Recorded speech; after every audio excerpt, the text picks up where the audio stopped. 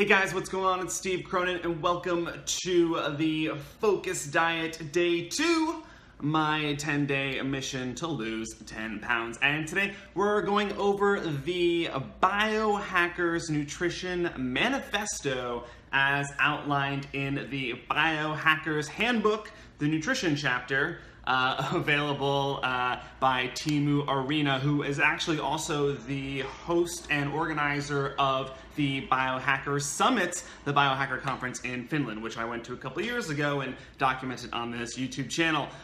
But all that information is coming up.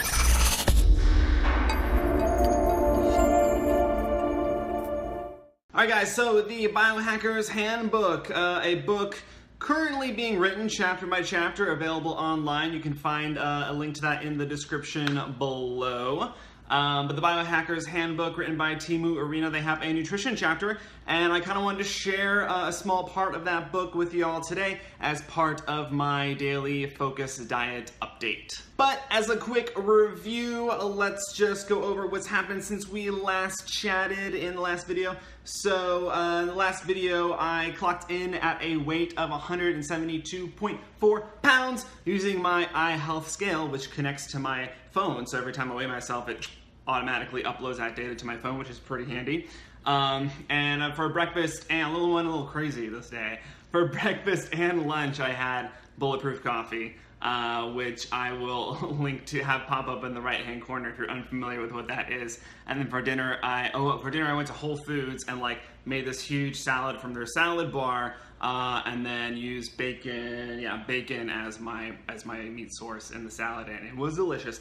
Today I clocked in at 170.6 pounds and had eggs and bacon for breakfast, a Bulletproof coffee for lunch, and probably tonight we'll have some steak and Brussels sprouts is what is on the agenda. All right, so let's go over the Biohacker Nutrition Manifesto as outlined by the Biohacker Handbook. This comes in 3 parts, and in the first part, we have a list of 10 items. They're kind of like statements. We won't go over all of them, but I'll display them on the screen here, and we'll read a couple. So the first 2, eat well for tomorrow, not just for today, and improve your health even when you are healthy, which I think is actually a really important point and distinguishes kind of how a biohacker, someone who is really interested in optimizing all kind of physical and mental processes in order to achieve certain goals.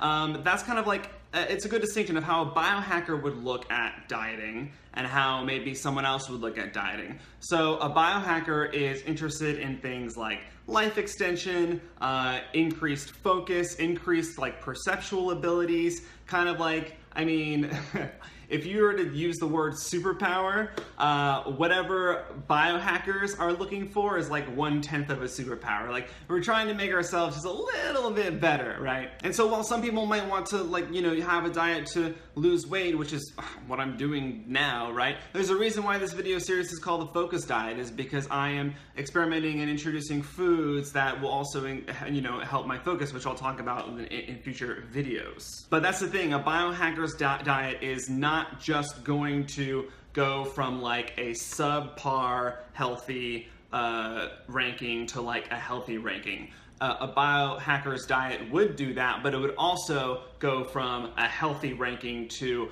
above healthy ranking, right? This is the area where biohackers want to kind of survive in and beyond. Number 8 is really interesting. Adopt nutritional principles and strategies to apply in different situations, which, I do all the time. I've been taking a couple of months off from traveling, but I've been traveling every month for over a year, and eating when traveling, on the plane and going to the hotel or the Airbnb. You do need to adapt and come up with strategies to fit that so you can keep your diet successful and healthy. So moving on to part 2 of this manifesto, objectives. Starting with the number 2 of the 3 on this list, we have the means to maintain energy levels, clarity of mind, and other objectives relevant to life and well-being. And those means have a lot more to do than just diet. Diet is just kind of one functional piece in a biohacker's tool belt, right? Just like nootropics are just one functional piece in a biohacker's tool belt, tool chest, whatever, pick your metaphor. And then number 3 on this objective is just making sure you have the knowledge to do so, right? A biohacker is always interested in learning more, keeping up to date with trends, because in order to stay optimized, you're going to either look for or invent new systems and processes of doing things. And then section 3, compass. Gonna go ahead and just read number 3 on this list, which is regularly measure and analyze the effects of food on your system.